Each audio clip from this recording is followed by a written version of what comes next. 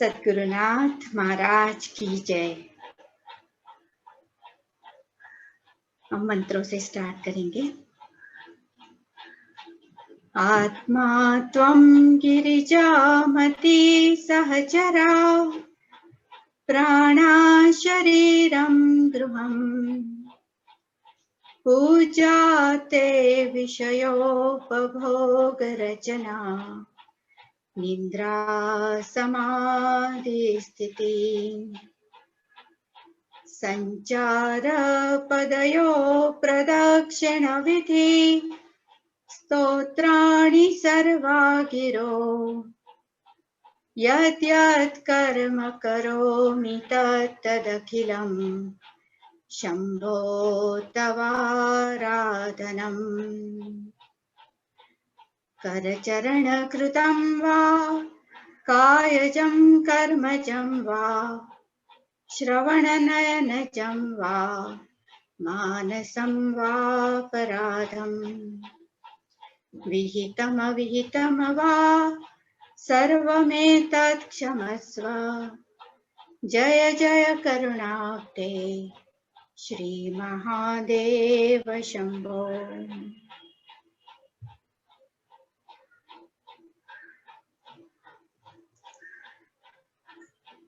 आप सभी का नमस्कार। मेरा नाम शैला ग्वालानी है और मैं बम्बई में अपनी बेटी और उसकी बेटी के साथ रहती हूँ।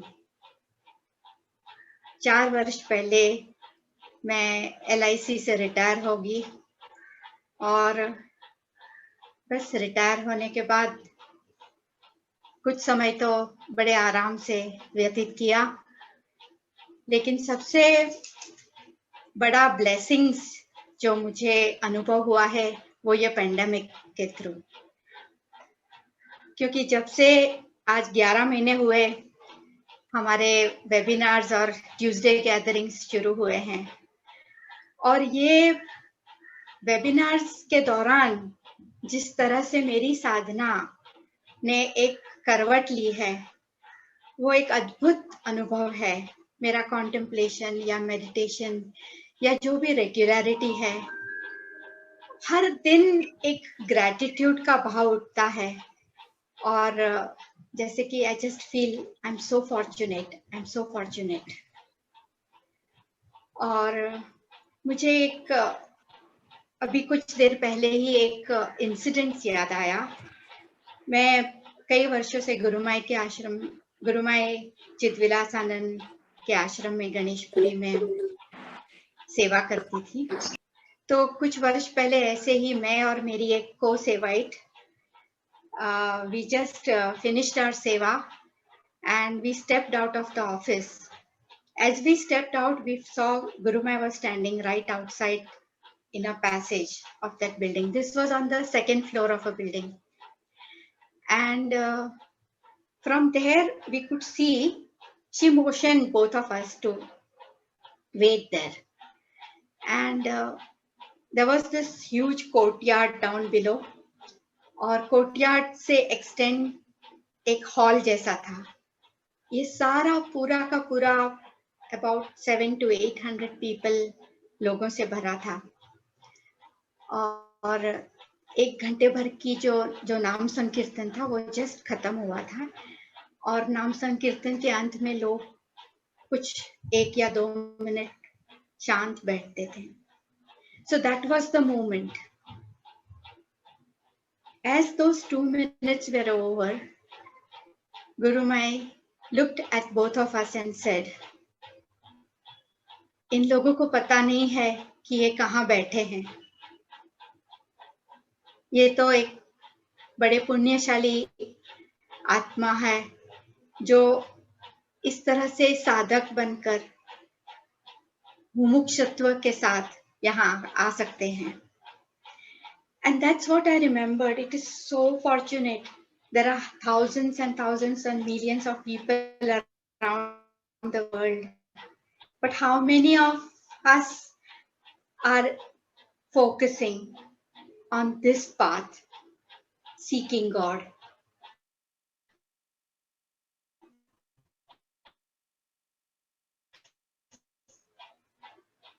and I again feel very grateful in it. So today, as Major General Rajesh Kundraji. Kundraji lives in Hyderabad with his family. Major Saab, besides being a valiant army of sportsmen and an adventurous mountaineer, today Kundraji will be speaking to us about his journey from the external to the internal world. And this journey began with the miraculous appearance of a guru in his life. It is said that when the disciple is ready, the guru appears. When I have listened to Kundraji, I am always automatically in a state of attentive focus due to his lively, inspiring voice and his presence. Welcome, sir, with great respect and love. Thank you very much. Thank you. Hemaji, may I start? Okay. At the very onset, before I start, I'd like to give my deep gratitude to everyone in this family for having accepted me. I think this is one of the best things to have happened after my retirement. I just recently retired last year, around 10 months back. And I think this is the best thing could have happened, that I got this chance to come into this family. And for that, I have to thank Rashmiji. She is the God-sent person to me who actually got me introduced to this group. And from there on, Gaurji and Hemaji and others who have actually made me so welcoming to this group and so comfortable, and have given this opportunity for sharing my thoughts with you today. As a soldier, I was asked to speak a few words here. I had a few things, but they say it'll be better if you come with your journey as to come along. And I thought over it and I realized, I said, yes, that would be very encouraging. And so that's the reason I gave this heading to my talk today, the spirituality from the eyes of a soldier. And when I sat down, I've been realizing this earlier, and today when I sat down, compiled the whole thing together, and I really realized that Army has been a roller coaster ride for me all throughout. It actually has been a spiritual journey from where I started to where I've reached today. And this is what I'll share in little snippets as to from where we started and where we are. But before we start per se, I will request everyone to join in for a small little invocation. Request, please close your eyes. Concentrate between your eyebrows.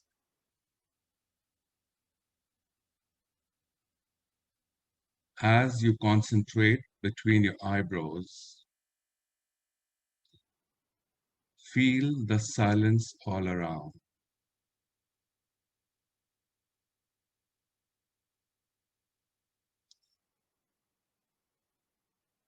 Thoughts will start disappearing.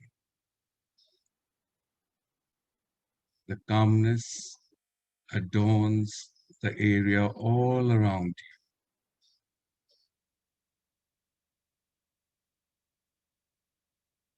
you. Go deeper and deeper between your eyebrows.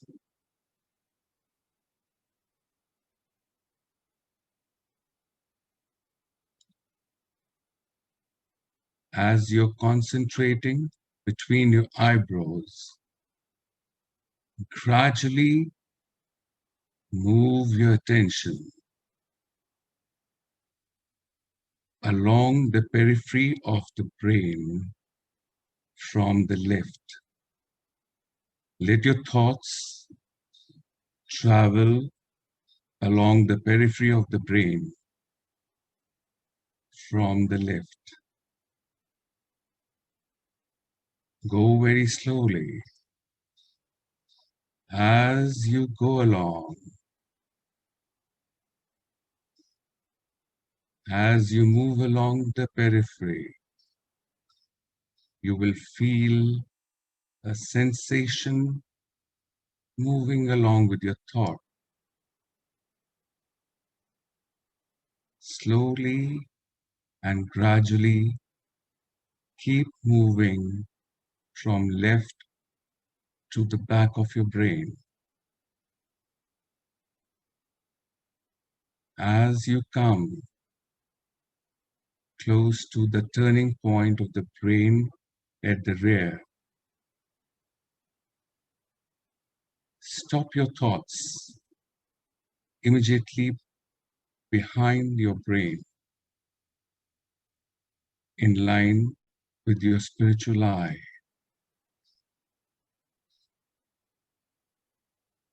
Point where you have stopped, feel the sensation there.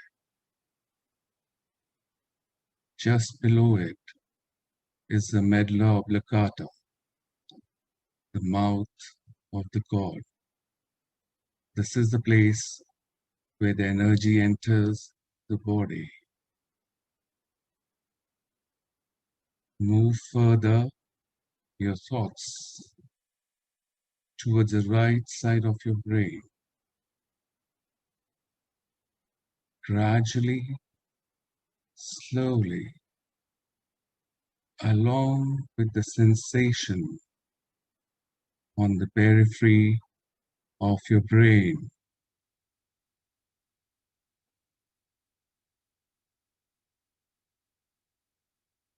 As you come closer to the front,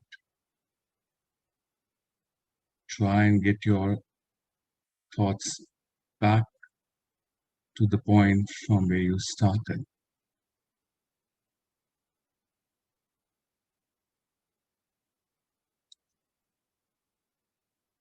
Now, traverse the journey of your thought where it went and observe and feel your complete brain.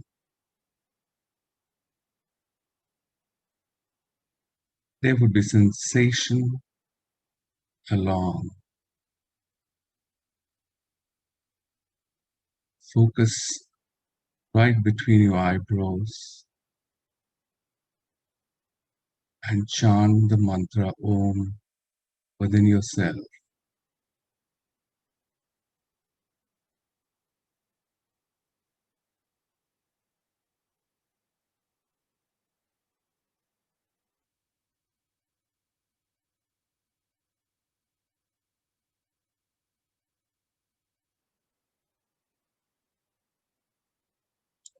Thank the Lord for His divine protection, divine guidance, divine intelligence, divine love, divine prosperity, and divine power. Thank you, Lord. Gradually open your eyes and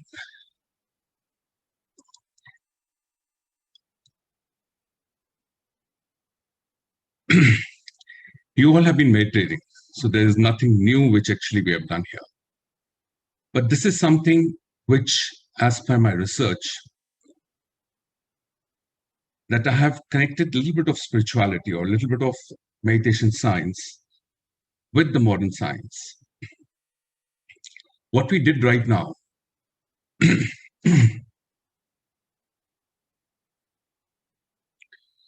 what we have done right now is primarily that we've activated the entire brain. The brain is in two hemispheres, the left hemisphere and the right hemisphere. And by doing this little activity, what we have done, we have traversed along and activated the neurons all along. And because of the neurons getting activated all along, there is a flow of current which happens from the left side of the brain to the right side of the brain. And by doing this little exercise, your brain is balanced. So before we start a little talk, we'll all be on the same platform of a balanced brain. We'll not be looking from a point of logic only. The emotional quotient of the brain will equally be working. And when we sit for anything which is actually beyond the normal, if our brain is balanced, our understanding becomes phenomenally high. So this was a little exercise which I had done, and I have done brain scanning, and from that we have actually seen that it really works. Both the brains get activated, and the outcome is a phenomenal increase in alpha waves, which actually is a very great order for spiritual understanding and going beyond. This is part of my research, so some other time we'll get into deeper of it. But coming back to my topic of spirituality from the eyes of a soldier, uh, my journey actually has been in the army for past 37 years. I put around 38 years of service, and I retired last year, 10 months back. And as I look back, it's been a roller coaster ride. It's been a spiritual journey, and every time we have taken a step ahead and from there. I've been to every part of the country, even beyond to other countries. We have trained with other foreign armies also. And I was fortunate that I had a little extra exposure to a variety of people across the world. And by virtue of having little interest in this side of things, that I always judged people, interact with people, and learned a lot as to what did they think on this line. And a great amount of lessons which actually drew me. And it has moved me from day one to what I am today. I'm drawn to the first day of the day when actually I joined the army. You know, I was a carefree, easy-go guy. I'm from the business family. There's no one from my family in the army. And one day I went down to my friend's place, and there are 7 of them sitting down, and they're filling up a form. And I landed up. I said, what are you doing? They said, we're filling up the form for Combined Defense Services exam for the army. So I said, good for you. They said, okay, fill it up. I said, no, I'm not interested in army. I don't want to go to army. And I said, no, I'm not interested. So one of the chaps says, hey, fill it up. We get to go to Delhi because that's a place we write our exam. And there is one movie which is running of Bo Derek, Tarzan the Ape Man. I said, bravo, Tarzan the Ape Man, Bo Derek, let me fill it up. And that's how I filled up the form, and we landed up in Delhi. And that's where I went to watch a movie, and along with it, wrote the exam. After a month and a half, when the results came, surprisingly, out of 7 plus me, the 8th guy who wrote the exam, only 2 people passed up, and I was one of them. I was shocked. How come I, without having done too much of work and having cleared up? Anyway, we got a call which comes on for the interview, which is around 5 days of interview, and I was called to go to Allahabad. And my parents asked me, says, you want to go? I said, yeah, I'm getting free boarding lodging. Aana jana free hai. Kya dikkat hai? Allahabad ghum ke aayenge. And that's how I landed up in Allahabad. And I went and met those other students who had come and joined for the interview. They told me that Allahabad is a Dhobi Ghat. And why do they call it a Dhobi Ghat? Because that's one center where very few people get through. At times, no one gets through, and the whole courses are washed out. I said, doesn't make a difference. I'm not interested. I just come here to ghumne firne. And we started with the thing. 5 days of rigorous interviewing, phenomena of judging us in various angles. It finished.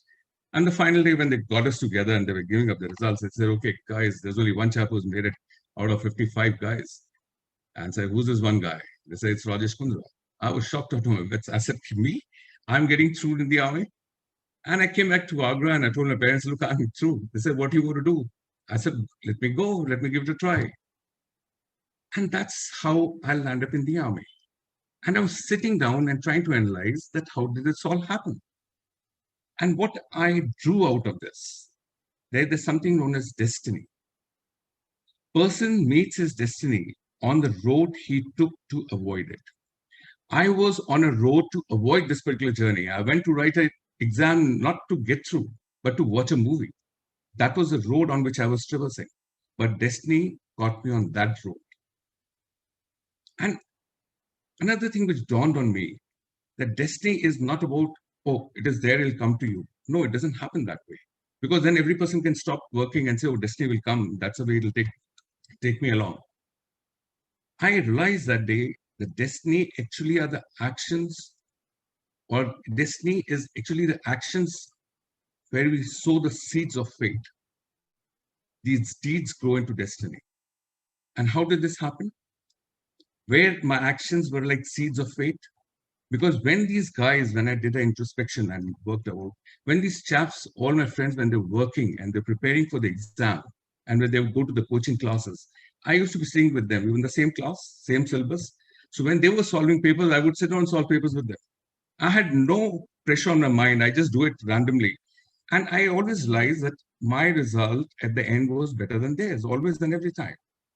And that is the place where I realized that actually my actions were sowing seed for the faith. I was inadvertently preparing for this particular exam.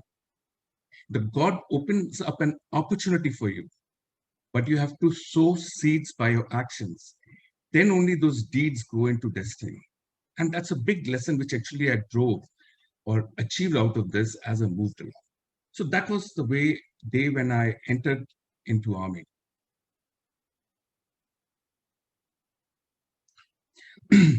I joined the army. My only desire was that I want to get into a unit where people are from hills. You know, I love to be with the guys from the hills, and there was a little soft corner for them.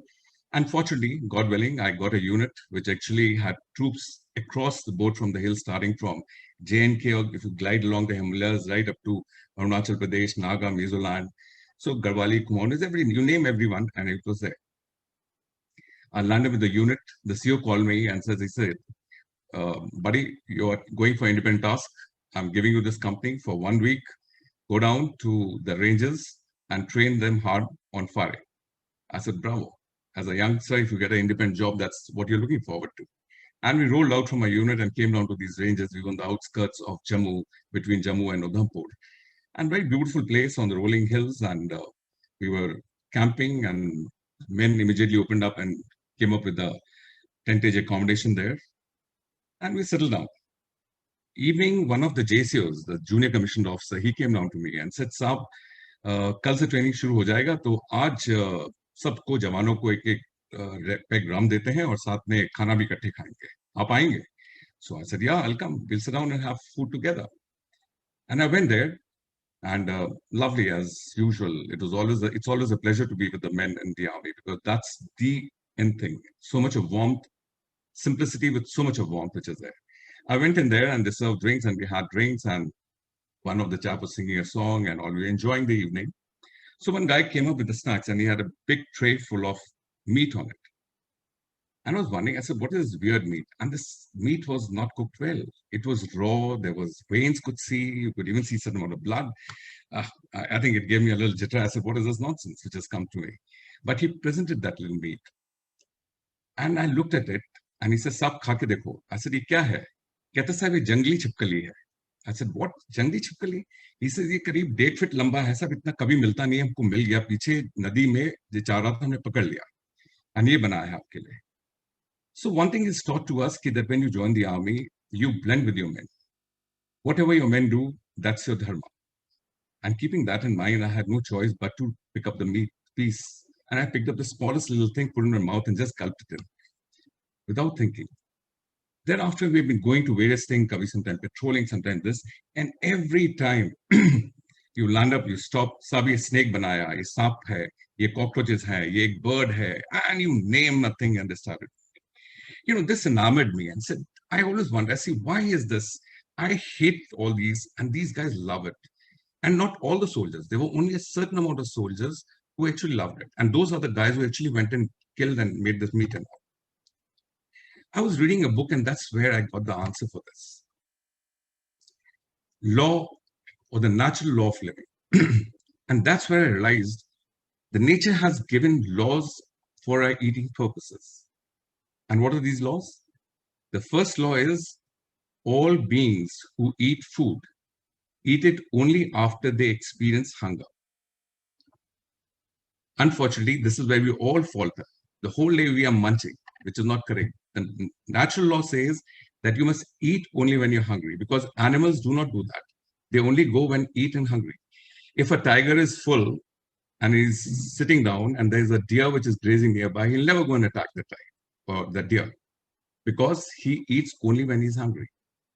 And the second law which came, and they told, God has provided all species food in its natural and unaltered state. Same is for the man. For us also the food has been provided. And third law says that God has given senses to everyone, which actually tells you what to eat, what not to eat. If I call you all for lunch at my place, and you walk up and on the table, everything is laid out. And there are fresh fruits, there are fresh vegetables, all raw. There are nuts, there are grains.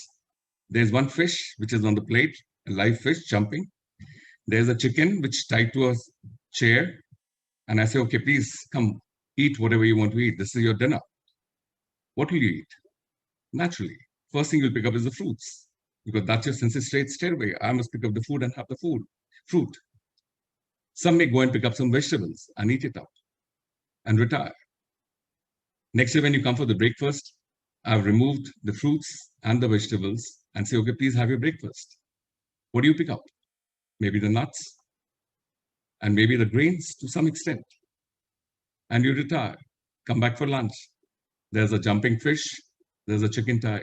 Can you have? No. So that's the learning. The natural food actually comes by our senses. Our senses tell you what is the natural food. And the fourth law, which is a very interesting law, which comes that you can feed the human body food not meant for it, only after you have fooled its senses completely. And that's the day I realized 90% of the food what we eat actually is the food which is fooling our senses with so much of spices, this cuisine, that cuisine. We actually miss out on the real food what is natural available for us. And this is one of the reasons of why so much of illness and diseases which are coming into our body. This actually is a separate topic and there's in depth a lot to go in. Sometimes other we can go deep into it, but suffice to say, this was my learning when it came to the army. And actually, I realized that why those people who actually went and picked it up and brought it, these people hail from altitude areas. These are the people who are there. When I went to Alaska with the US troop and I was doing, and I went to their villages in the deep inside, there also I realized that the people were eating raw meat. The people who come from these areas, their senses are so attuned because there is natural food is not available in the form of vegetables and fruits and other things. So they are tuned to eating up animals there. So that is the thing which I learned. That's how they enjoyed every bit of it. They would never even cook. There would be blood, there would be veins visible, but they enjoyed it. But I could never do that because my senses, my DNA was a different one. And that is where the realization came. The food should be taken as per the natural living law. Army teaches you a lot of things. And my next lesson, which actually I came when actually we came down to Gulmarg. This is in 1985.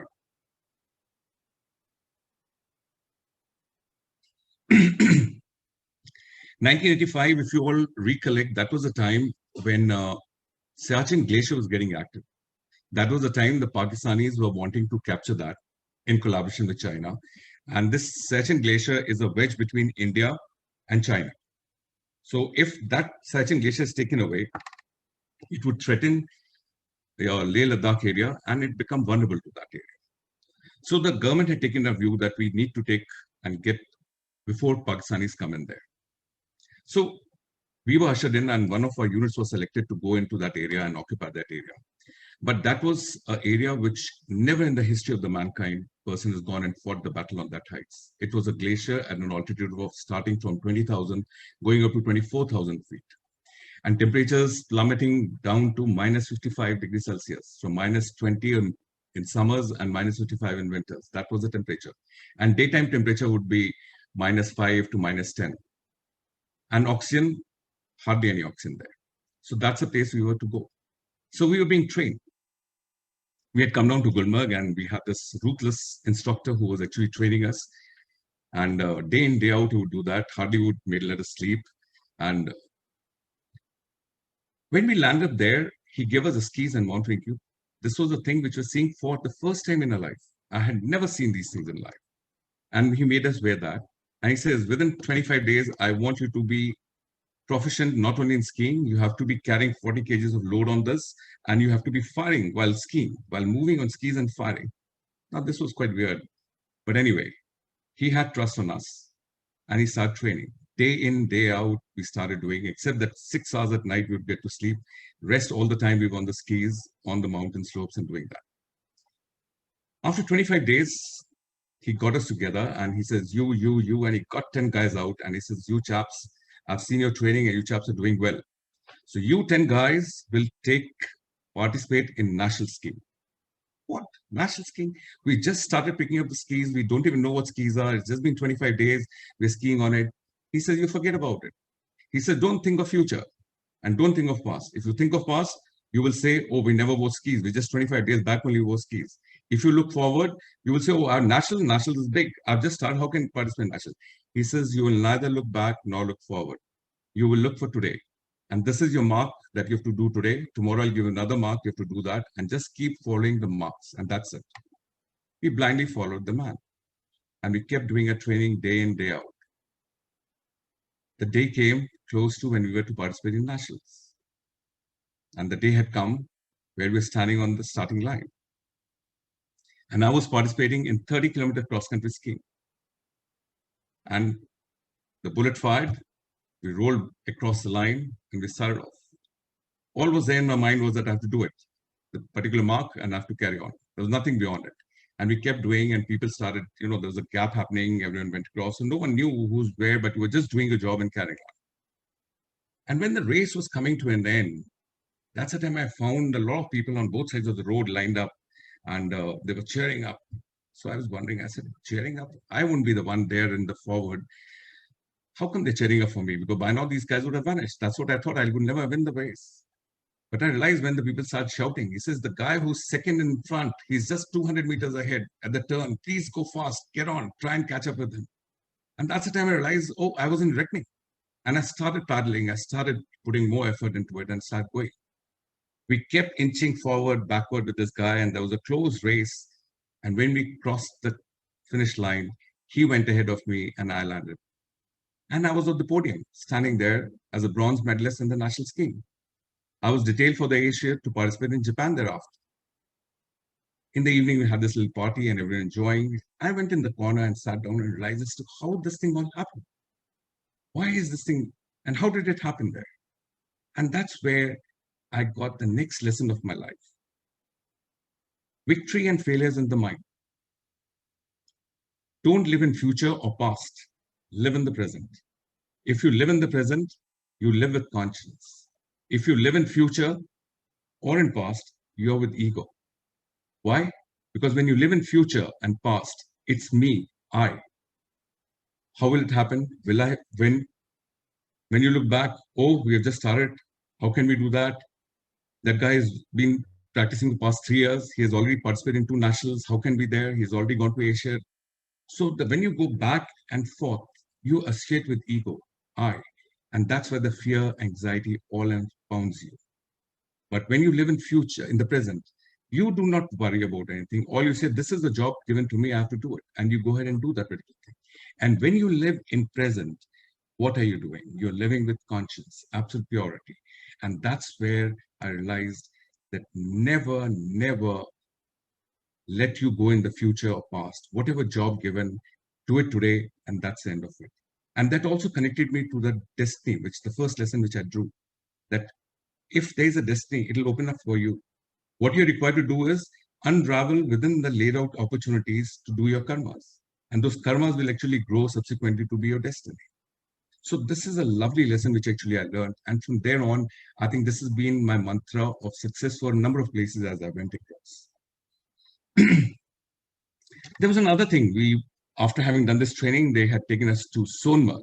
Sonmarg is a lovely place which is north of Srinagar, between Srinagar and Kargil.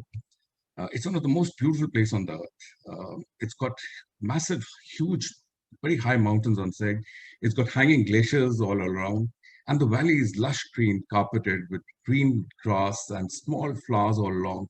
I mean, it's very difficult to describe, but beautiful it is. And this particular valley is connected by a long gorge of 11 kilometers with steep mountains on either side. And there's a road which goes, and there's a river. That's about it. So much wide. It must be just around 50 meters, 75 meters wide. Now in winters, this whole complexion changes. This beautiful valley becomes menacing because it snows so heavy. Around 25 to 30 feet of snow gets accumulated there. The gorge gets totally blocked. There's no way that anyone can get through that. And the valley is surmounted with nothing but snow all across. So to be in that valley, what we used to do is to go in summers, camp there, and wait for the winters to dawn. So we went there and we waited for the winters to dawn in, and 25 feet of snow was there. So a tent was like in a well. You had to go like this down, and right inside was a tent, and then we'd get into a tent, and we were living there. So I was a guy who was heading that particular team, and we were living there. And one evening, one of the Jawan complained of a very severe stomachache. There was a nursing assistant who was with us. He said, okay, I'll look into it. But after a while, he came back to my tent and he says, कि साहब वो तबीयत ठीक नहीं हो रहा साहब का और उनको evacuate करना पड़ेगा. Now think what had happened, it had snowed very heavy. And when it snows, the avalanches trigger down this valley, the particular gorge which is there. So when the avalanches come in the gorge, we generally freeze our movement in that. We stop walking in that. And depending on the type of snow, what type of, or how heavy the snowfall has been there, we actually put an embargo. It could be 24 hours, 48 hours.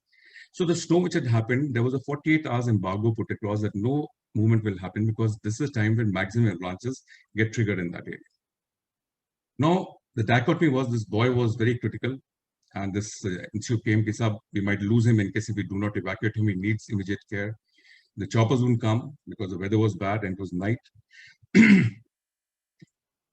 I put all thoughts together, and then I took a decision. I said, come what may, let's go. Let's evacuate him out. And if to evacuate, I'll be the first person to go along because if I'm taking this particular risk, so I should be there. So 8 of us got through because 4 guys would put him on the stretcher and take him along, and the 4 guys were rest because we changed. And to cross the gorge, it would take around 4.5 hours. We started at 1 o'clock in the night. And reason of starting at 1 at night was because that's a time the temperatures are very low.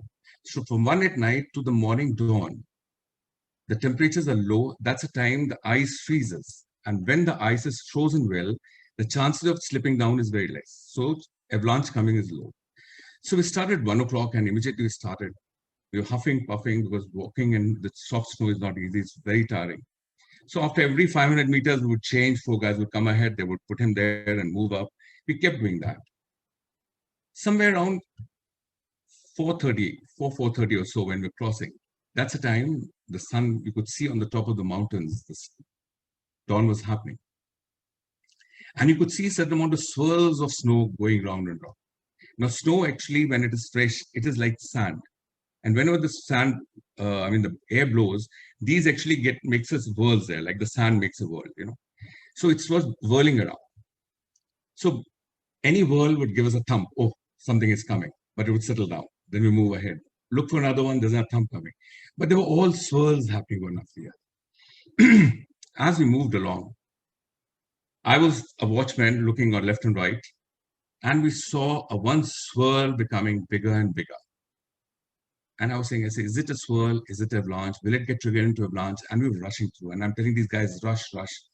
And as this swirl was coming down and down, sometimes we would move left, sometimes we would go to the right side. And the swirl started gaining momentum and bigger in size. And as it grew in size, I was quite clear. I said, no, this is becoming an avalanche. It was right on the top, very high. It must be around 20,000 feet. And we were approximately around at 11,000 feet. So that would take a long time for that thing to start trickling down. So we said, run. We all started running across, and the aim was to get out. And the aim was that we put this boy in front who was actually sick, and we said, push him out, push him out. And we were behind, and we keep changing. And this swirl kept increasing and increasing and gaining in momentum, and it really took a very menacing stuff. And it was coming, and the point when we realized that we cannot miss this out, we will be part of this. So we pushed this guy, there was a slope, and we pushed him with 4 guys on the sledge we had pushed him and said, slide them down. And we said, we'll slide, but by the time we did this particular action, the storm came down, and we were at the edge of it, but the storm came down, the avalanche came down and went over us. And when we're seeing this, I had already realized that we'll be we'll get trapped into this avalanche. We threw the avalanche cord. There was a meter which actually opened up, because the avalanche cord is nothing but when it gets connected or comes in contact with snow, when you get buried, comes in contact with snow, it starts giving color. So when the rescue team comes in, okay, who are buried where, and they start digging out. And the meter actually starts giving radioactive waves. So the person comes in and can identify that. So we did that action and we cupped our face in the front of our nose, keep a cavity, because when you're buried, if you have a cavity, you can remain alive being buried for good about 8-10 hours also. You can breathe too. So we did that little exercise, what we were told, and we did that and went across. When this avalanche went through us, after a little while, I shrugged and I realized, is it okay? Because the avalanche was fine. And I realized that I was so much deep into the snow. My head was a little loud, but I was so much deep in the snow. I quickly shrugged out, came out, and there was a boy who was there with me. He pulled me out. He's already out, and he pulled me out. And we looked around for the guys. Fortunately, this avalanche was huge, but it was like a balloon of snow. There was nothing concrete. Had it come with boulders and other things, it would have been devastating. And we realized that we saw it. We ran through. Fortunately, because we pushed the boy ahead, the boy with the other 4 guys was out of this avalanche. We picked him up, came out, and reached and took a sigh of relief. And I was sitting and sipping a cup of tea and realizing and analyzing as to what has gone through. And one thing came to my mind that day. He says, it came to me that there was an avalanche. We knew that there's a death already rolling down in front of us, and we would be not there at all. But never ever the fear came in. There was always a thought of saving that boy, that let's push this boy out. And everyone, not only me, everyone, all of us were of the same opinion doing that. Why? Why did this thought be there? Why were we not fearful of our death? And that's the time I realized inclusiveness. Inclusiveness was the reason of us not being fearful. Fear of life is when you consider yourself, when you say me, I. The moment you associate with ego, everything comes from me. I have to save myself. I should be comfortable and all. That time, the job given was to save that boy. So it was an inclusiveness which was there in our thought. And because of the inclusiveness, I never came. You were always thinking of everyone together, particularly for him. And the moment you bring in inclusiveness, and that's the time I realize you become close to conscience. The moment you are I, you are close to ego. And ego brings in fear. Ego brings in anxiety. The moment you're with conscience, there is no fear, no anxiety. It is just about karma, what you have to do. And that was a big takeaway which I realized I carried from there. That always and every time, be inclusive in your thoughts. If you always talk, and from that day onwards, I realized one thing, that whenever we are talking, we must cut this word I. And I make a conscious effort when we're talking. I always say, we have done this. We'll do this particular thing down. Because that must become a conscious thing in you of always feeling that I should be inclusive and not individualistic. Army also inadvertently teaches us the same thing. There's a beautiful quote which is laid out in IMA where we do a training. And it says, safety, honor, and well-being of your country comes first, always and every time. The safety, comfort, well-being of your men whom you command comes next. Your own safety, comfort, ease comes last, always and every time. And that is the day I realized that this beautiful quote, which is always ingrained into us, what does it really mean? Actually, if you analyze this particular thing, when he says safety, honor of your country comes first, it is teaching to be inclusive. You are not individual. When you are army, your job is your nation, everyone together, inclusiveness. And once you have taken the nation together, then you're concerned about the men who are assisting you to perform the task. And then comes as you. And that's what I really enamored. And when I went and told the chief, and I said, this is my understanding of this, everyone was aghast that no one had actually seen this particular thought, how it would unfold this particular statement. And this is a statement which is so beautiful. We must incorporate this in everyday life. Have inclusiveness in a thought. And the moment you have inclusiveness, half your problems will be gone. Your thought process will become fine. You'll become a positive oriented guy. Even diseases will not come close to you. They'll start remaining away from you. This is a lovely lesson which actually I learned when I was there.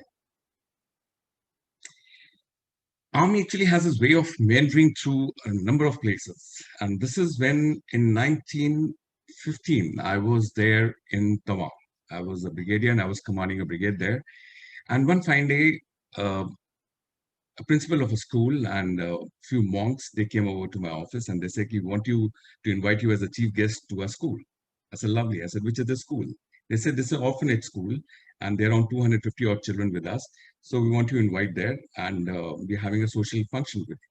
I said, lovely. It'll be my pleasure to be there.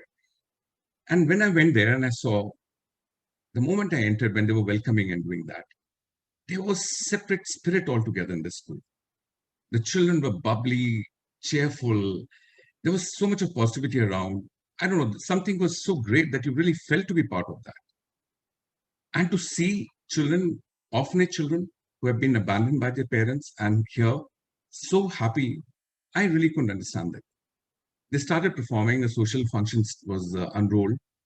And when they were doing such lovely dance and other things, I turned towards the chairman and I said, I feel so sorry for the children. You know, they're so lovely. He turned back and in a very stern word and tone told, sir, please stop talking like this. I was quite amazed and looked at him. He said, stop using this word, sorry. I said, sir, here in the school, we teach our children that do not blame others for yourself, for what you are. You yourself are to be blamed in what state you are in. We tell them that do not say that your parents abandoned you. We tell them that you're here because you deserve to be here. These are your doings. And the moment these thoughts are brought in, the child becomes quite positive and he's working. I was amazed further when he told me certain things. He says, we teach children that karma has no menu. You get served what you deserve. Absolute amazing lines. Karma has no menu. You get served what you deserve. So if you are here, it is your own doing. You only prepared this recipe for yourself that you are today here. Next, he told me, karma never loses an address. No matter where you are, it'll reach you. Wherever, whichever corner you are, it never loses address. And the third thing he told me was, you have to go through the worst to get the best. That's the reason chaps are here, because now nothing beyond worst can happen. It will be only the best which will come your way. And another great thing which I learned was there, that what are the karma cleanser? They call us karma cleanser. And what are these cleansers? He said, be grateful, act with love, check your motives, watch your attitude, and forgive. I think phenomenal words. And that chairman, I felt so enamored. I literally touched his feet and I said, there could have been no bigger lesson from anywhere except for you and this particular forum. Because the way I saw the children, the way I saw the environment, it was so enamoring that it had to be of this nature. And when I went out, they introduced me to another child. This child was incapacitated. He didn't have the right hand. And he was from the same school and he was around 25 years old. And he was working. He got a job and he did very well and he got a job. He was earning around 85,000 rupees per month. And can you beat it? He had pledged half of his pay to the school. 50% of his pay would come back from the source to the school. And when they told me that it is not only this child, every child who graduates out, gets a job, they pledge on their own. Some people have pledged 80% of their pay back to this particular school. They said this is one of the way we finance a school. What philanthropic. We talk of Bill Gates, maybe Ambani's and others, they're billions and they give few lakhs or a million. We say, wow, what philanthropic.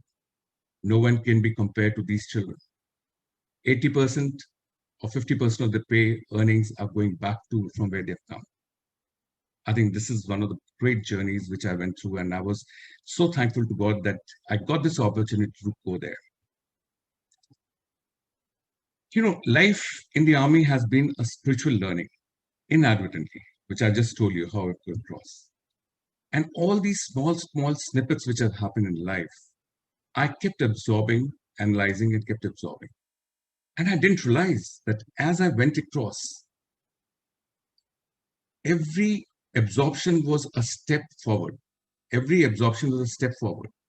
And when I was taking up the steps from one to another, I didn't realize when I crossed the threshold where my guru came looking for me. It was 2010. My wife got a call from a friend after 25 years, 30 years, there was no gap. After marriage, they was in the school and they never had any contact. They lost all the contact. She gives a call and she says, "How are you?" She says, "Great, we're all well. How come after 25 years that you've given a call?" She says, "Last night I was sleeping and I dreamt and I saw you and your husband were in a very bad state and met with an accident and your husband was in terrible state and everyone was there in that ICU crying and I was also there. And there my guru appeared in a very huge form and said, he's a Punjabi guru and he speaks in Punjabi. He says, "At tabarnu mein bacha leta hai, no mere ko leke aao." Means, मैंने इस परिवार को बचा दिया है, इसको मेरे पास लेके आओ. And she says that you must come along. My wife said, "No, my husband doesn't believe in guru and all. He'll get he'll get annoyed. So you forget about it." I think it got unrolled, and after 28, 25 days, again she gave a call. She says, "No, I'm not feeling comfortable. Guru told me, and every time I go back, I feel guilt. So I want to take you to that mandir. It's in Delhi only, and you are in Delhi. So I'll come from Agra and take you there." So my wife told me, she says, "She's coming. Can you go?" I said, "Yeah, lovely. Where's the problem? She's only taking us to a mandir. We'll go down. It's a nice place. And she's coming all the way from Agra, so why doesn't make a difference? You can go down." And she's an entire family. So my daughters, I've got two daughters, both of them got ready, and we all went together. We went to Chhatarpur in Bati Mines, is this mandir. And the Guruji is what they call as Guruji. The name is Guruji. There's no other Guru. Otherwise, the name is Nirmal. And he's no more. He actually left the Chola in 2007. And we went to this mandir, and this mandir is Shivji ka huge mandir and beautiful mandir. And we walked into it. And the moment we went in, there was something. There was some transformation which took place.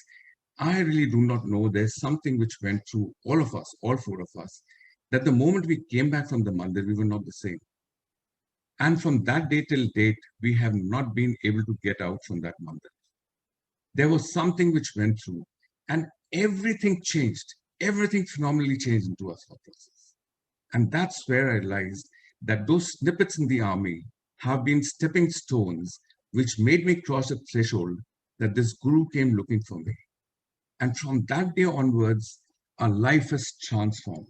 There have been numerous cases, which we call as miracles, happen every day, something or the other.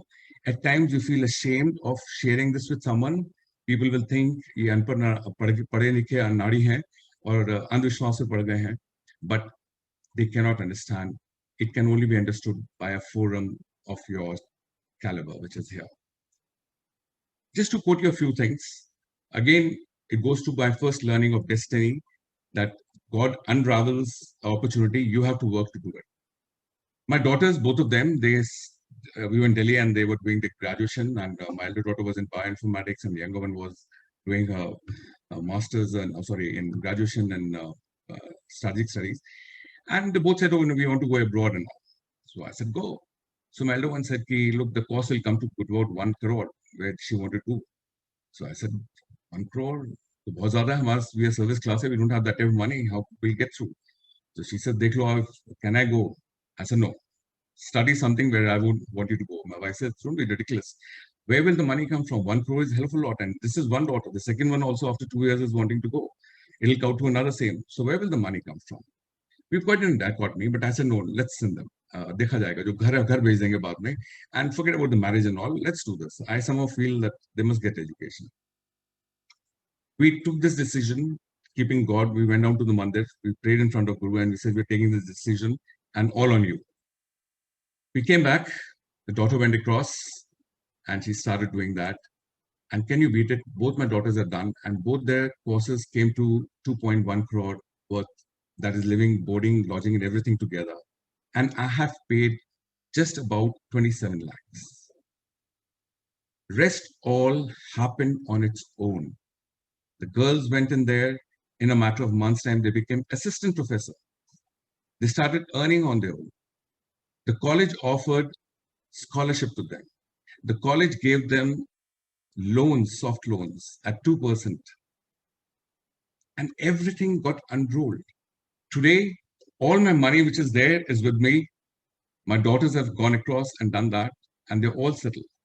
My elder daughter, she is a scientist, and today she's a world-renowned scientist. She's working in New York, and she's got 26 scientists all across the world lined up and they say, we have to get a data curated from her. When she finished her course, there was nothing in sight because you had to take up a job. And the job which she was doing in the university would come to an end. So she was very worried. So she went to Guruji and said, Guruji, you have to do something about it. And she came back and she was talking to my wife, and my wife was also worried, and my wife was worried. And my wife was looking for Om on her forehead. Something Om dikhte hain. Pata nahi kyun. And it went off. The girl went off. Next time again she came back, and immediately after half an hour she gave a call back, and she came back and she says, Mama, look at Om on my head. There was a big Om here and small Oms all on her forehead.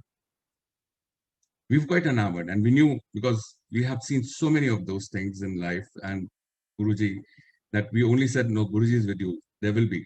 And sure enough, next day when she was sitting down and working, prompt a ticker came on her email that there is a job vacancy in Memorial Sloan, and they're looking for data curator. And she was a master's, and Memorial Sloan is a world-renowned scientific center where minimum PhDs go there. So there's a call, and she applies for it. And within 4 hours, they get back, they say, we want to interview online. She goes on an interview online, and they say, okay, now we want to interview fully. Please come over to New York. So quite surprised. So she said, I have to go to New York. I said, listen, you're going to New York. Don't be worried. Go and stay in a proper hotel. Don't save money because you're always thinking of that. So stay in a proper good hotel there and go by air. Don't take other means because you're going for the first time to New York. And she said, no, I'll manage and do that. And prompt comes a reply from Memorial Sloan that your tickets are forwarded here by air. To and fro is taken. You're staying in this hotel and everything is catered for. No interviewer sends all these things which comes. She goes there. There's an interview for 8 hours. The whole day she's interviewed. And at the end, she gets a job. A job in Memorial Sloan, which was her dream, that ultimately I must reach up here. She gets it at the first go. Similarly happened with my younger daughter. She also looking forward for the phenomenal breaks, and she got the job. Cutting the thing down, what I'm getting at is that when Guru comes in, or Guru comes and picks you up, life changes. That's a time, only think of inclusiveness, only think of Guru. He takes you by hand. He takes you not within the world. He takes you to spirituality there. And as you go along, he keeps easing out these sidey things, which we consider as the most important. And that is a feeling which we have had since the day my Guru came into my life. There have been numerous cases, such cases that actually sometimes a person will say, ye pagal hai. Leaving that to that, it was in 2019 or 2017. I think that year again was a very landmark for me. One day, I used to meditate a bit, but not a very regular meditator. I would sit in the morning, evening, wherever I get time. I was sleeping, and at night, I just wake up all of a sudden and very fresh. I don't get to sleep at all. And I'm wondering, I said, why I woke up? And a call comes from within. You go and meditate. And around 3 in the morning, I go take bath and immediately go and sit in the mandir and start meditating. And when I sat in meditation, I was into a realm which I've never experienced. And that day it said, sit for meditation every day in Amrit Vela. What we call is the morning, we call it Amrit Vela. Sit for meditation every day in them. And that day until date, I always know, it's become a norm. 2:30 up, no matter what time I sleep, 2:30 I'm up there and I go into meditation. And that drawl into that meditation is answering everything. Everything gets answered there. Whatever I'm looking, I can see in meditation. Whatever I'm seeing, I get to read certain scriptures which come my way. Everything looks tailor-made and guiding all through. That's the greatness of a guru. No matter which guru it is there, just stick to him, just follow him and go with it. It will take you. It is not taking you in the life here. This is becoming easy as it is. He's actually taking you somewhere else. No. Second thing happened in 2017 was that I happened to be introduced to Pranic Healing. And Pranic Healing is, they have 4 levels of courses which came in. And that's a place where you actually learn this healing through pranic energy. And it takes around 2 years to 2.5 years to do all 4 courses. And as I went along, it so happened that people from Philippines had come down and they conducted one course after another. In a matter of 4 months, I had done all 4 levels. And I became quite proficient as far as the pranic healing is concerned. And I saw people having their clinic and they were doing pranic healing, uh, you know, treatment to the people. And I also thought that I'll start doing this particular thing. And when I started off one day, I got this thing from within. It said, no, this knowledge, what you acquired, is not just about knowledge. This knowledge, what you have acquired, can only be effective provided you're worthy enough to use this knowledge. By acquiring in a manner what you've acquired is not being worthy enough to be acquiring it. Worthy enough comes in once your system is cleansed. When you're cleansed, then you can do it. That means you have to create your aura big. Your aura has to be big that your aura can go and treat someone else. For that, it's a long journey. And I realized that and I said, no, I will not treat. I must first work on myself to improve that. And that day, Gaur Sahib, if you remember, we had this little talk. I'll not go further because I know you had. But every person has his aura. And when I come to this particular forum, I find a collective aura so big here, which actually shows that people out here are far, far way ahead of others. You are not normal people. Collectively, over here, you exude so much of energy, which is very different from others. And this is what I realized. And this is what we must keep doing. There have been 2 sessions which I saw on pranic healing in various forms. They are lovely, fantastic, and doable things, very rightful things.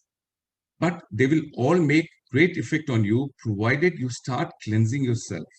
If you start cleansing, all what you've learned in this session, when you do it, it will have better effect on you. And not only better effect on you, you will, by your aura, start treating others who are in near vicinity of it. So that is what I learned as far as the pranic healing is concerned. The pranas have to be increased within you first. And once they increase and create an aura around you, which is big, then can you go ahead and help others, which is there.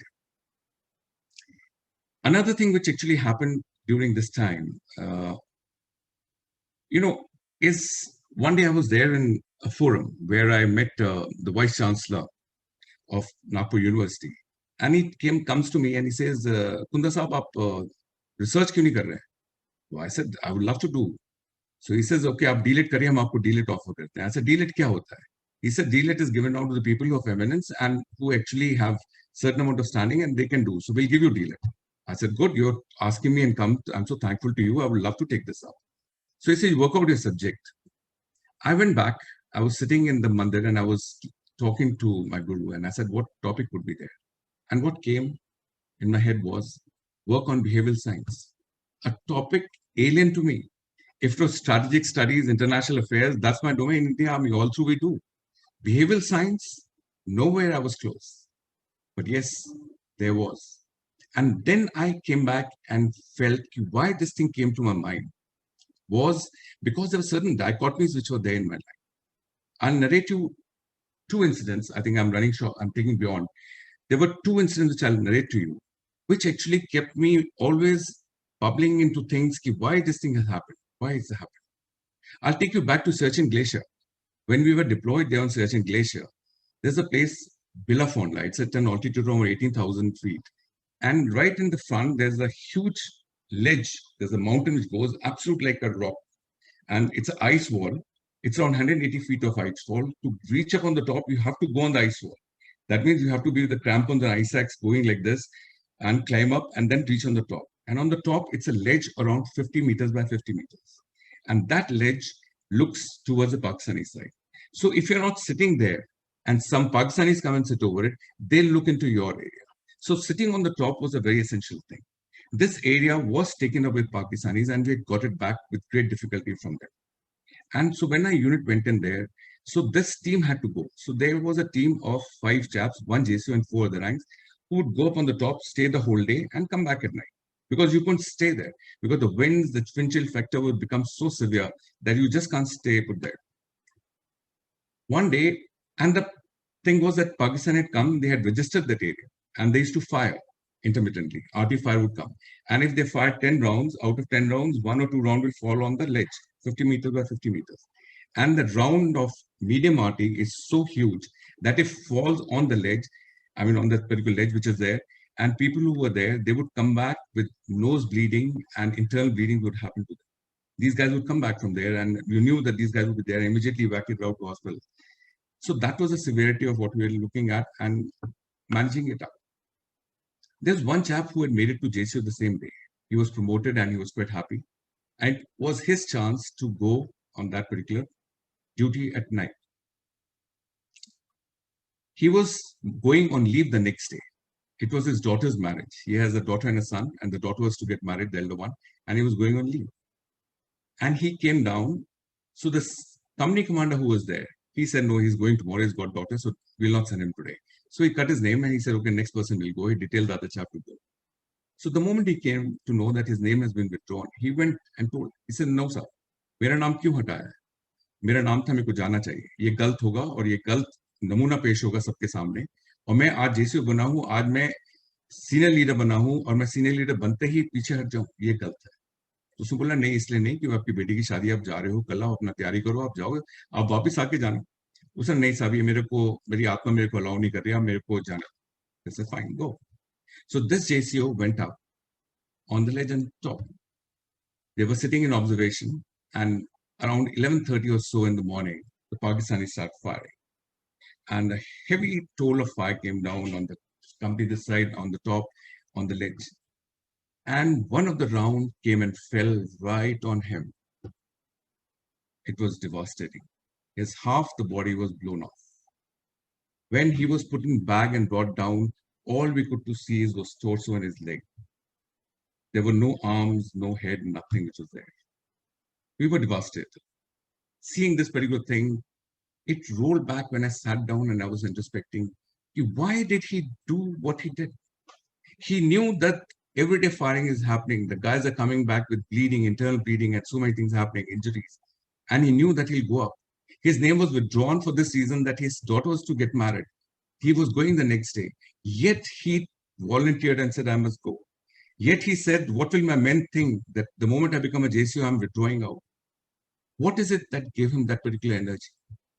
I didn't get answers. I always enamored that why this happened. Another thing happened. This was in Sopur. This is around 1994. One day, CO comes and says, okay, Cham, I got information that the dreaded terrorists are there, and close to Patan, on the main road, there's a dhaba. These guys are coming there and probably they'll be planning. So go and nab them. Great. So as young officers, we were enthusiastic, got an opportunity. We immediately got ready. So 10 guys got ready. They got all their weapons and everything ready, and they made a plan and wrote Firan on the top. Firan is a local coat which the locals wear, so that you merge with the locals. And at around 1:30 at night, we left out for that area. As this team was going, as per the thing, when the team goes, everyone is in a tactical formation. Front, you have two people in scouts who are actually observing that everything is right, and the team follows behind. So the two boys were moving ahead, and then the officer and the chaps followed behind. As they came close to that particular dhaba, they stopped, and from a distance, they got to see through their night vision devices, and they found that the dhaba was closed, and there was no one there. So NCO was there behind the officer. Tapped and he said, "Sab, लगता है चले गए, कुछ change हो गया, वापस चलते हैं." This officer said, "No. We must look for more. Now that we've come here, we must explore." So he says, "Okay, fine, we'll go ahead." But he said, "Okay, the guys who are in front of me, two scouts, now you come back. I'll take the lead."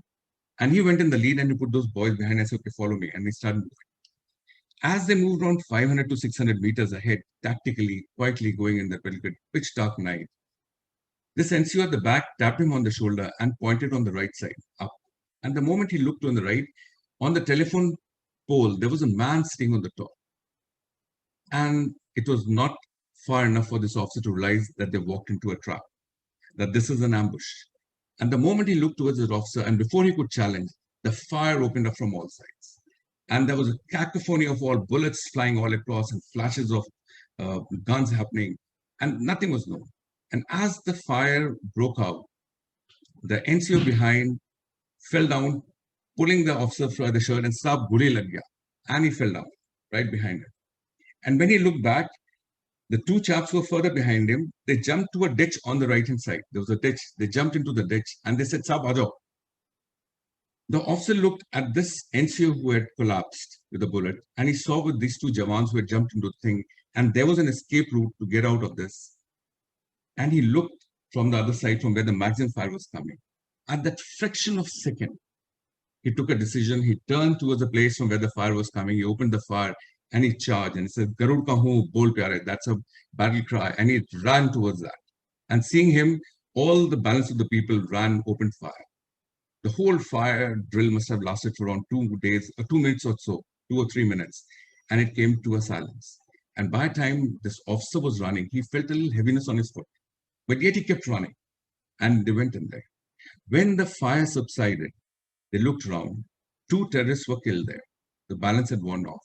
The terrorist who was on the telephone pole had also collapsed. And when he looked towards his foot, where he was finding it there, he pointed the torch and he found a fountain of blood coming out.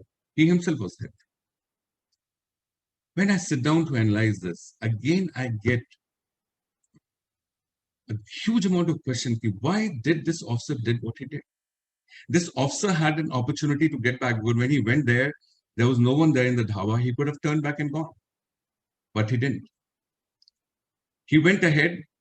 The moment the fire broke out, and this NCO was hit, there was an opportunity for him to jump into that ditch and from there escape out. Why did he turn towards and said, "No, I will not escape, go from here"? All these questions always kept enamoring. The latest, also I'll narrate this because this is a well-known incident of Wing Commander Abhinandan, who actually, when the Pakistanis were there. So when India went and did surgical strikes, we were prepared that there would be a retaliation from Pakistan side. But a retaliation was very heavy. There was a 25 F-16 aircraft which came in a flow. And to capture them up, all our top-line aircrafts were withdrawn there. So what was there in Srinagar was left as a big blank.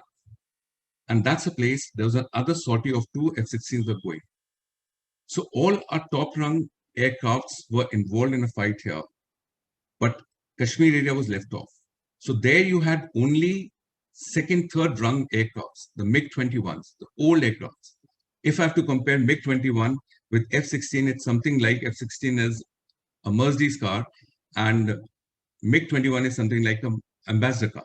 So Ambassador car and Mercedes car competing with each other, that type of thing. But Abhinandan was in MiG-21 in Srinagar doing a local patrol duty. He and his team were told, okay, that towards Rajouri side, the F-16 are coming, go and counter them. These chaps immediately flew into that side. And when they flew in, they saw these F-16s coming across. And when they came in, they knew that they were in Ambassador car trying to combat and Mercedes with far superior weapon system, far better maneuverability. And yet they went in there. And the moment they went in there, with God's grace, somehow Abhinandan locked on to one of the F-16. And the moment he locked on to the F-16, the person from control said, "Disengage, you'll not be able to hit him because he'll hit you back. So disengage and come back." Abhinandan overlooked that advice. He said, "No, I've got this aircraft locked on, I will hit." And he hit. He knew the moment he'll hit, the other aircraft will lock on and hit him there. But yet he went and hit that aircraft. And the moment he hit, sure enough, the other aircraft which was falling behind F-16 locked onto him and hit him. And thereafter, we know the whole story, what it is. All these instances, if put together, now puts a big question mark why a person does what he does in such circumstances. In normal course of time, the person would turn back and move out. But here, the person goes boisterously ahead and does what actually is difficult to fathom. And this particular thing was enamoring. And this is where, in 2017, when my thesis came, the thing came, do behavioral science. It was a command from my guru to do my research on these aspects as to why a person does what he does in circumstances like these. And I was surprised that as I started my research, I started getting theses, I started getting literature, which I could have in normal course never got them. one literature to another, to another, to another, was so well connected, like dots that I could reach out. And with grace of my guru, I have finished my thesis. I've submitted to Nagpur University. And that is what exactly is when I was talking of my first talk is body, mind, and soul. And that actually, my thesis, I've worked it out, why a person behaves in the manner how it behaves, how thoughts germinate in your mind, how thoughts have an effect, how thoughts get into positive and the negative, and how with the fraction of the seconds, you take the split moment decisions, why your body takes a rightful decision or why your body takes a negative decision. All those things. It's a lovely experience which I had and I put across. So I leave my thoughts to these of this particular thing, and maybe some other time when we talk of why these instances which I leave as a feedback for you, why these guys did what they did, we'll talk of it later. Thank you. Thank you very much. I hope I have taken this roller coaster ride. I am totally involved and I hope I made a little sense to you all. Thank you. Thank you very much. Thank you so much. Shailaji, you have to unmute yourself. Thank you so much, Kundraji. It was a very inspiring, educating, and a very lovely roller coaster ride. But it also made us feel, go inside and see what is it about this ride, which all of us have at different levels. I am remembering this statement that is said in the Bhagavad Gita, that to be on the battlefield and to face the army, to fight the externals is difficult, if not impossible. But more than that, the difficult thing is to conquer our mind, which goes into different directions, to quieten our thoughts. Thank you, Kundraji, once again. It was very inspiring. Thank you. And now, let us all turn our thoughts, turn our focus into our thoughts. Yes, we shall be watching our thoughts. But before that, let's prepare our postures for meditation.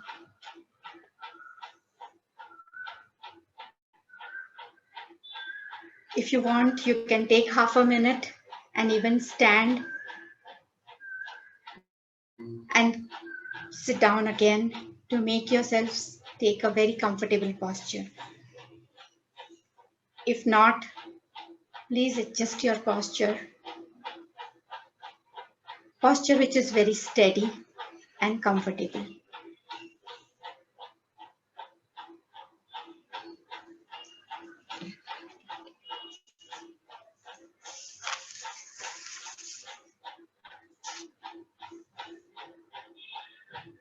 Allow your seat bones to be grounded.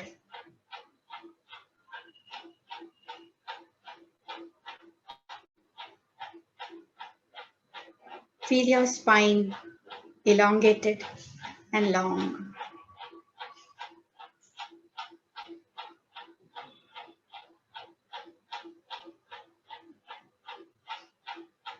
Relax your neck and shoulders.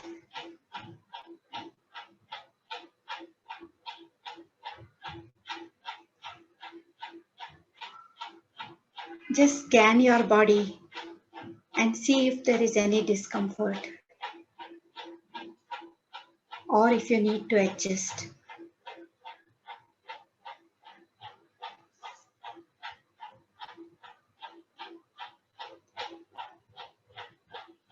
Now bring your attention to your breath.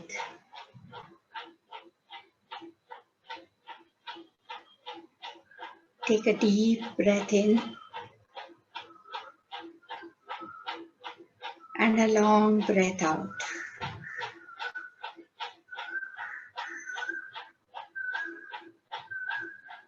Once again, breathe in deep and breathe out long.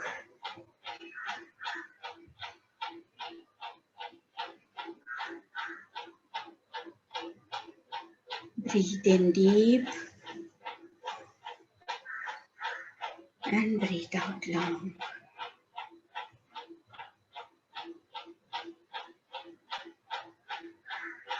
Feel the breath going out to all the parts of your body, spreading and reaching out.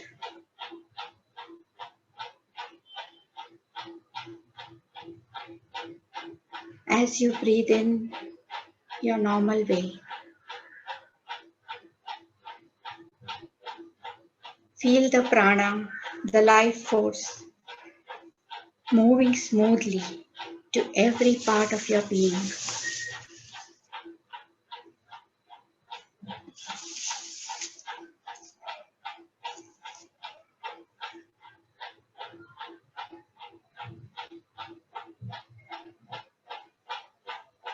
Simply follow the breath with your full focus.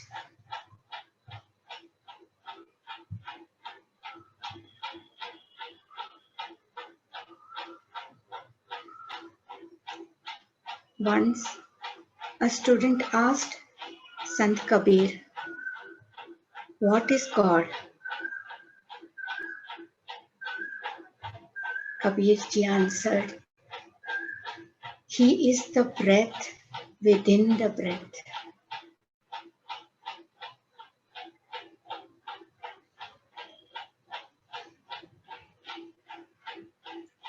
For the next few minutes, drop everything and bring your whole focus to your breath.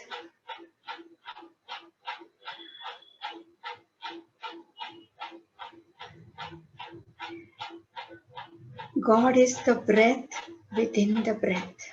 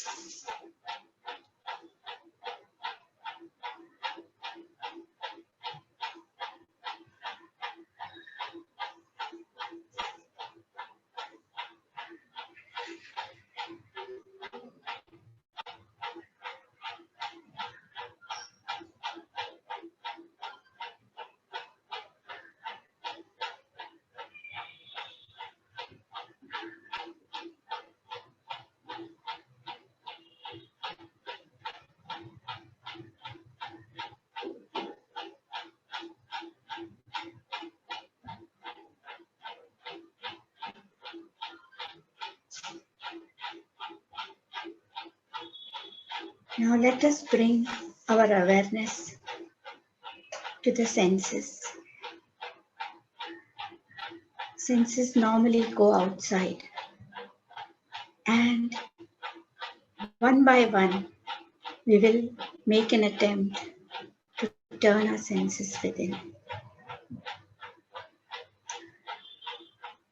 Feel the sense of smell. Remember the scent of the rose flower. Just the smell. Don't visualize the flower.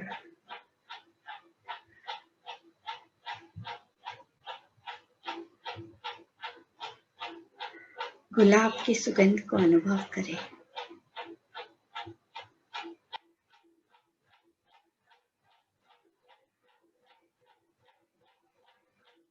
और अब स्पर्श.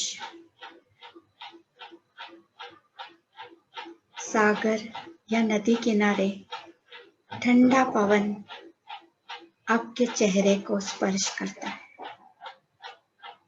उस स्पर्श को अनुभव करें.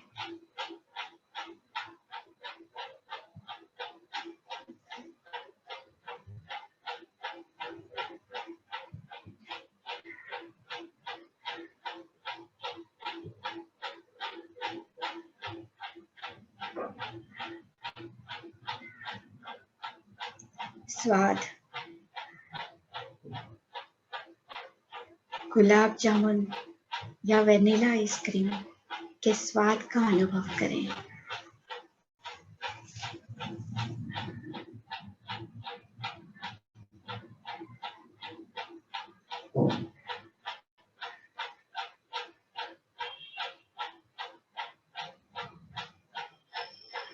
कर्णेंद्रिय, सुनने की इंद्रियों का अनुभव करें। मंदिर में आरती के समय घंटों की ध्वनि जो होती है उसको सुने।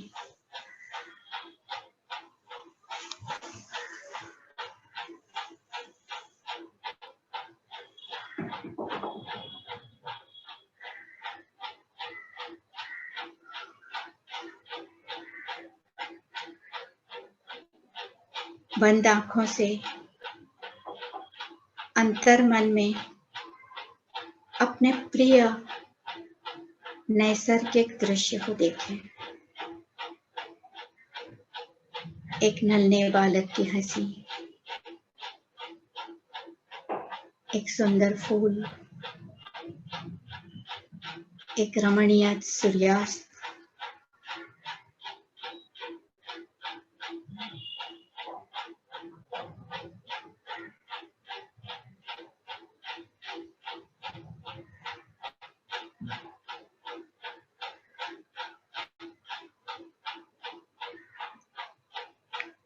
हमने ये सारी इंद्रियों को एक एक करके अनुभव किया। वे तृप्त हो गए हैं। अब उन्हें हम अंतर की ओर मोड़ेंगे, बिल्कुल वैसे जैसे कछुआ अपने सारे अंगों को सिमट लेता है अंदर।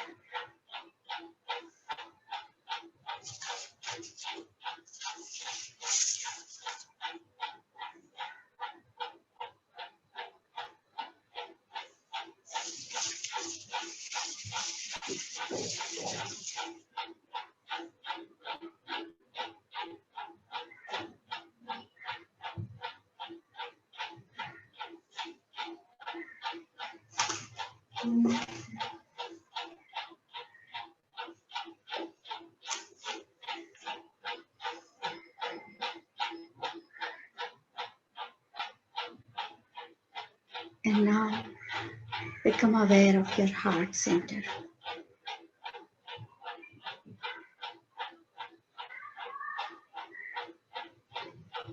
This is the doorway to the great heart,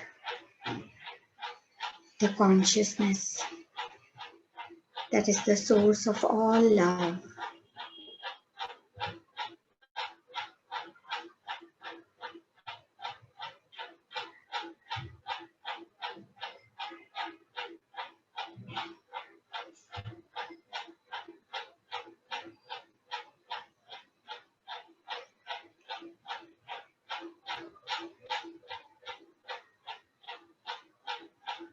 A great saint has said, the heart is the hub of all sacred places. Go there and roam.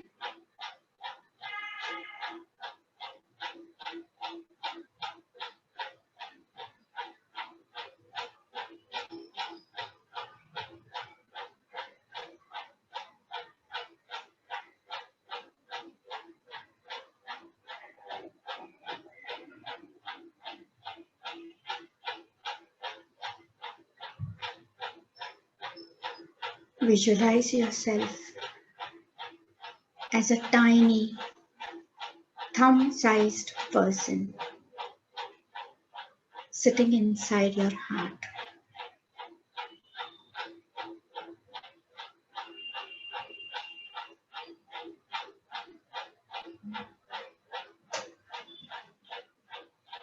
You are surrounded by soft light and waves of love.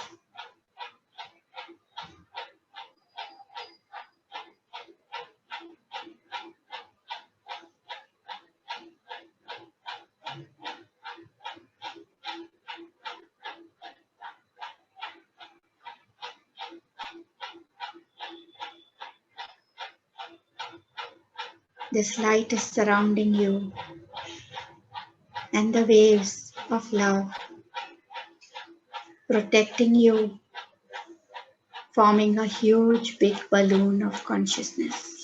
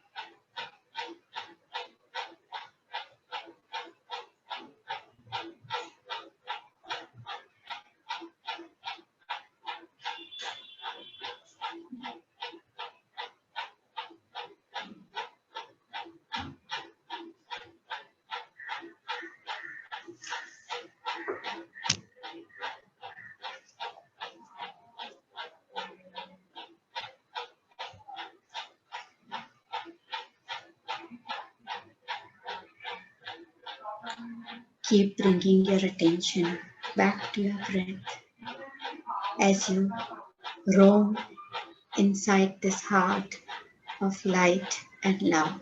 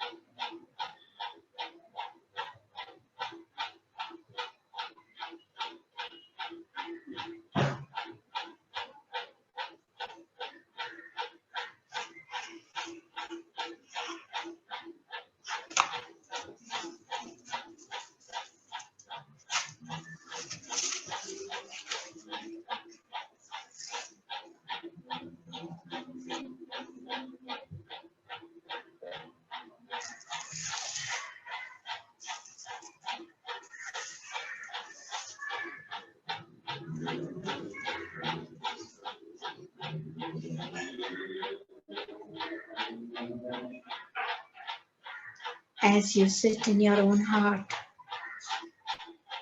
enjoying the soft waves of love and the light, listen to these words of Swami Muktananda.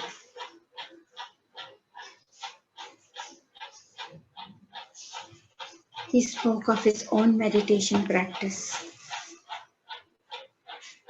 Swami Muktananda says, I do not meditate out of fear, but with enthusiasm and faith and love. I did not meditate to please anyone or to get any benefits from anyone.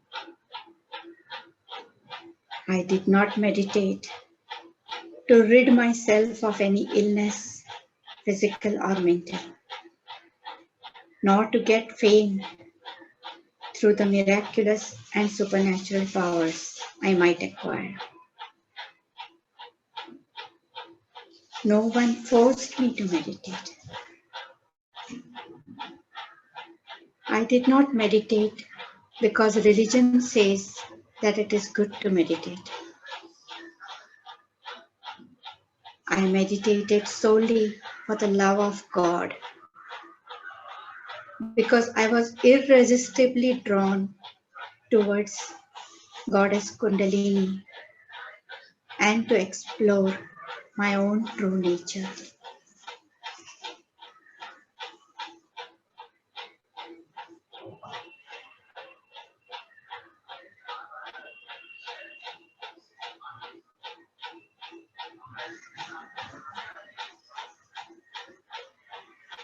Meditate for the love of God. Everything else can wait.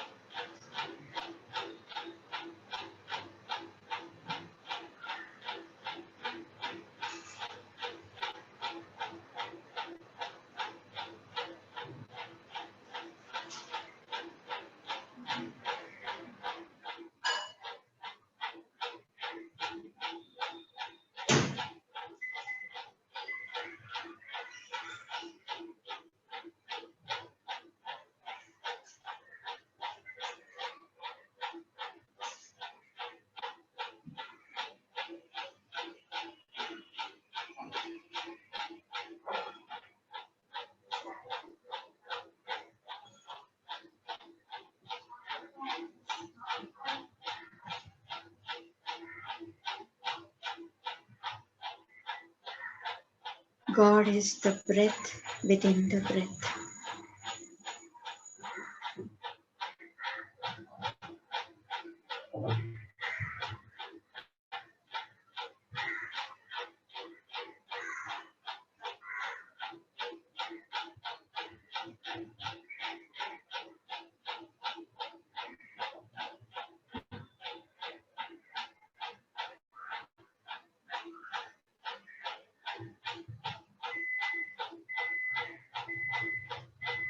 Keep bringing your focus again and again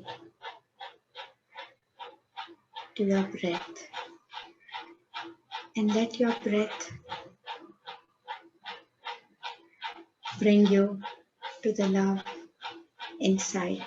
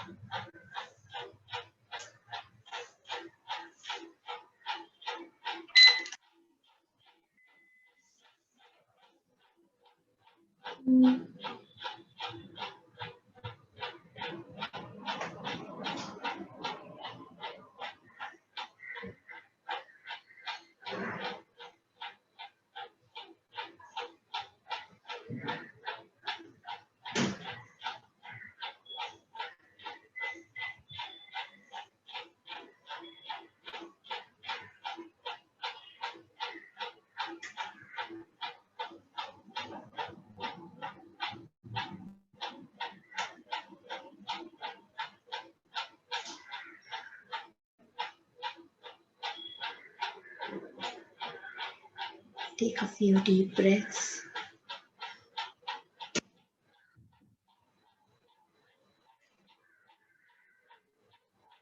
And bring your awareness back to your body.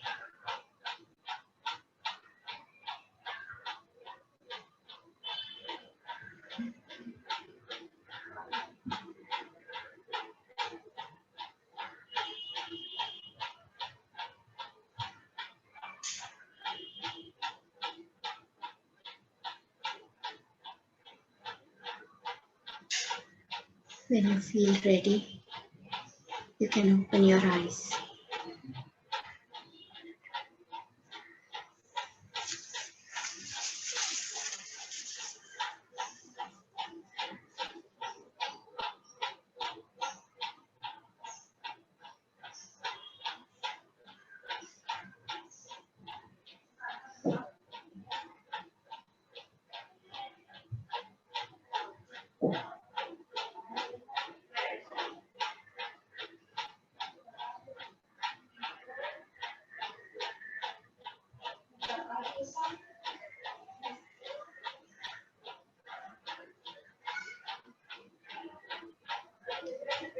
Thank you, everyone.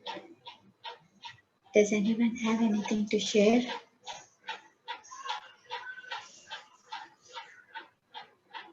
Can I share? Sure. I would like to say something to Major General Kundra. What a fantastic talk you gave, sir. And in spirituality, the learning is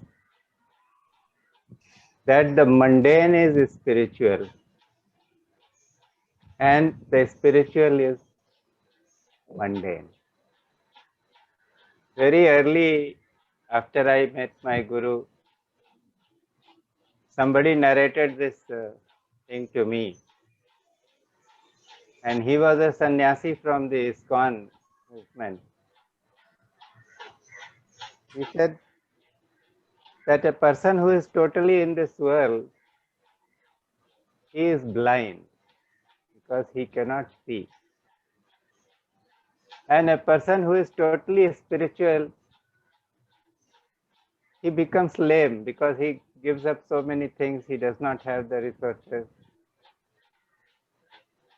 So he said that if the blind man were to climb on the shoulders of the lame fellow, then both are doomed. But if the lame person climbs onto the shoulders of the blind man, they become a whole, one big whole. And they can help each other. So this is the beauty of life, that the mundane, what we see as the world of forms and attributes, and we seldom think of it as spiritual, but everything that is happening in life, it has happened for a purpose. It is there to teach us a lesson. And if we draw the correct lesson, then that is being spiritual. Because when one is truly spiritual, he gets settled in the experience of the self, and the self has no fear. The self can do anything. The self has no past or present, and that is what your experience in the army showed to you, that as long as you are living in the past or the future, you are caught in the trap of the ego. Whatever is in the subconscious mind gets projected onto the mental screen. And to be able to do the best and to be free, one has to be in the present moment. There is no other moment. And that is it, that when people are living in the present moment, that is where they draw their extraordinary abilities. And because of some of the sannyasis or other things, these wrong ideas have been projected onto the world, that to become a spiritual you have to withdraw somewhere in a corner, and you have to really divorce yourself from the world. One has to be here and now, and one has to be part of everything and yet not be a part of it. That detachment, that inner detachment has to come. But that does not mean that there is outer detachment to be practiced very strongly. And so it was really a wonderful, a path breaking. I think this is the kind of thing our group people must have really appreciated. Everybody must have loved the way you presented things. And there was so much teaching in it. So thank you very much. And I am very happy that you came. You said that you are very happy you came to this group, but we are very happy that you came to this group. The first time we had an interaction, Rashmi had perhaps introduced you. I did not know, and I saw there was something about you when I saw you at that window on my desktop that made me just connect with you and talk to you. And through your voice, I knew that I am not talking to someone who is. I knew I am talking to someone who is an advanced soul, and that is what has happened. That in your life you have kept seeking teachings, and then there was an explosion of the inner splendor when the Guru arrived. And very few people are there who are called by the Guru. Others have to make that journey. But that invitation comes to the rare few. So you are one of the rare few, and I really salute you, sir. And you talked about the collective aura of the group, that it is a huge aura. I don't see much of aura. Sometimes I can see some aura on the TV, the screen. But somehow I know instinctively that all those people who are here, none of them is ordinary. Everybody is an extraordinary being. Their merit has matured. And that is why they have been brought here. These webinars were started by just the two of us, myself and Hema. And initially I was doing everything. And this thought arose one day in my mind, that how long can I carry this on my shoulders? I don't have that merit. I don't have this ability. And the very next morning when I woke up, an understanding had been planted in my mind. The masters told me that this is our program. This is not yours or Hema's program. And we are there to take care of it. You are the facilitator. So you just facilitate. People will come and speak. And through them, their masters will impart certain teachings. And everybody will grow. So in my understanding, we are here to learn from each other and to grow. And through your talk, I can see this happening in a big way today. The day this understanding was planted, I requested Sanjay Bhatia and Anuradha to come and take 2 sessions. And they did. It has been a wonderful journey since then. So many different traditions, many masters have come, and their teachings have got imparted through the disciples. And that is what we are. And that is what the Guru principle is. The Guru principle is not about a single tradition.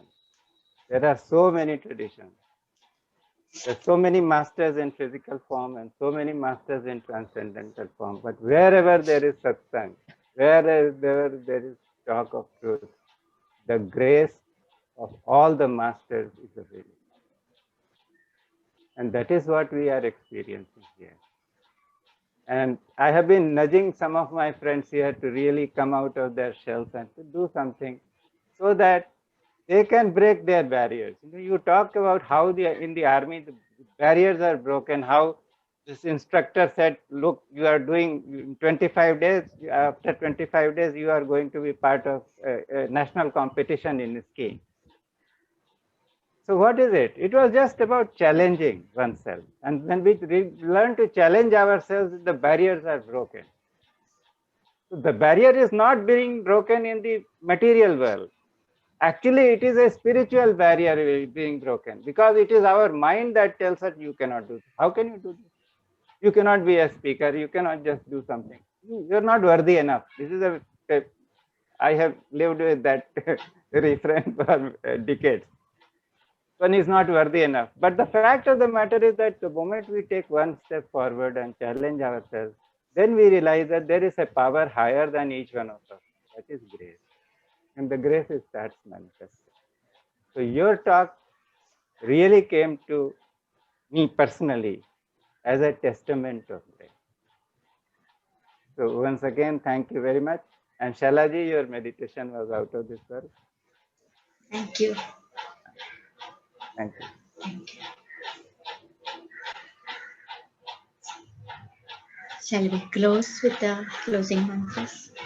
Anybody wants to share? Yeah. And anybody wants to share something or say something? Can I share something? Yes, please go ahead. First of all, it's a treat to see Shaila today after a long time. It's been I have been wanting to speak. Sure. So this is like my wish fulfilled. Yeah, and Thank you. Same here. These sessions are truly mind blowing. They like how you jump out of the box and you know that there's a much bigger universe beyond your small thoughts. So it's enlightening to listen to people from different walks of life and sharing their experiences and sharing their journeys. So we are all blessed and we are all connected by Guru's grace, and the grace is always with us all the time. Thank you so much. God bless. Thank you. And Major General Sir, one more thing I wanted to tell you. I used to go to one Professor Mungle, a realized master in Kolhapur. And one day I was sitting with him and he started smiling and he said, Gaur Saab, abhi aap income tax ke commissioner nahi rahe. आप भगवान के commissioner हो गए. The same thing applies to you, sir. You are not just a Major General of the Indian Army. You are the Major General of God. Oh my. So Yeah. So, thank you very much. Thank you. Anyone Thank you. else? Anyone else would like to say something? Yes, Mishra ji, May I say something? I'm just adding you. Yes. Good afternoon. And Abhi God Sahab has beautifully summed it up. So it does not need any further addition. What he had said about the mundane becoming spiritual, I think that was the essence of the thing. And God Sahab has a special way of making everyone feel special. But here I think it was indeed the case where Kunda Sahab really deserved special compliments for the very nice session which he took. It was very elevating for all of us. So, and one thing I would like to add, that he had said that there were a lot of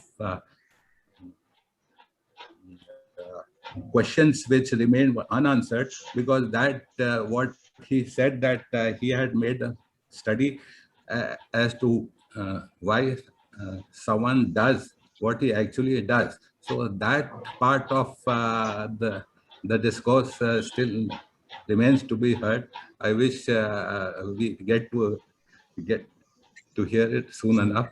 And and Shailja ji, my special compliments to you for a very nice meditation session. Thank you so much. Thank you. Thank you, Sumit ji. Mishraji, about your question, like what happens is that many times when challenges are coming, great challenges sometimes evoke great responses. And that is why in the army we have, going beyond the call of duty. So people tend to go beyond the call of duty and do something. And Right. it is not just, there are examples that somebody is drowning and there is a passerby. He is not a great swimmer, but in the spur of the moment, he jumps into the river and saves that person. So what happens is that these extraordinary feats happen because there is a challenge, and that connects one to the inner knowing, the inner self. And the inner self, it does not think of the past, it does not think of the future, it is there fully in the present moment, and it does all the work. What happens is that because those people are not spiritually evolved, then after that the incident has passed, they get back to being the normal self, the limited self. The limited self starts taking over. So there are people who perform extraordinary feats, but soon thereafter they become normal. It is like the great writers. They write something great, but when they are in that, the process of creativity is happening, they are connected to their inner self. Yes, sir. Coleridge called it the spontaneous overflow of powerful feelings. Yes, so the spontaneous flow happens, but when the writing is done, then they are being back to the normal. So it is only through spirituality that one knows how to remain connected with that point where there is continuous flow of inspiration and strength and steadiness.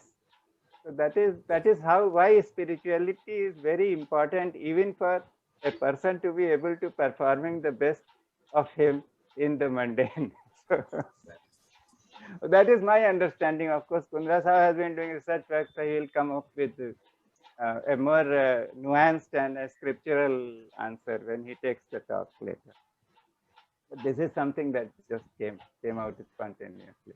So it's spontaneous flow. Thank you. Thank you. Anyone else would like to come in?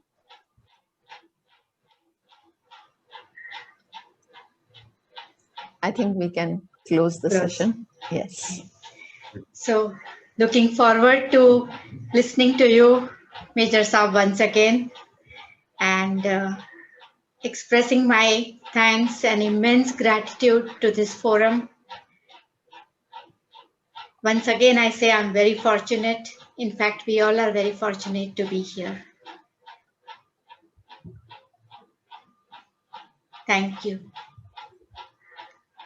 Om Sahana Vavatu Sahano Bhunaktu Sahaviryam Karvavahe Tejasvinavaditamastu Ma Vidvishavahe.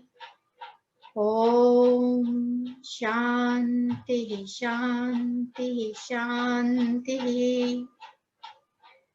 Sadgurunath Maharaj ki jai.